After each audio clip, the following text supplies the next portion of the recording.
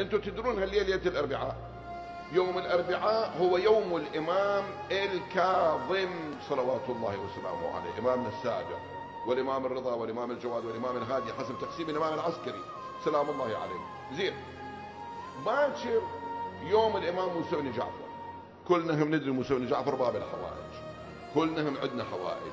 اكو واحد يصلي صلاة الامام الكاظم؟ لا. تدرون صلاة الامام الكاظم ايش قد عظمة بيها؟ ما ندري. صلاة الامام موسى بن جعفر عليه السلام على الكثير تاخذ 4 دقائق، على الكثير. شلون نصليها؟ ركعتين مثل صلاة الصبح.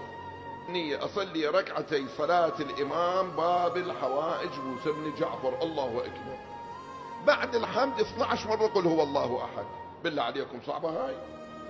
اذا اخاف واحد شايب مرة كبيرة ما يقدرون من جلوسهم يصلي ركعتين صلاة الامام موسى بن جعفر. زين، هاي الصلاة يصليها تقضى حوائجه. اذا هو باب الحوائج، هو الامام الكاظم عند الملمات، عند المشكلات، عند الشدائد كان يصلي هاي الصلاة. ها احنا ليش ما نصليها؟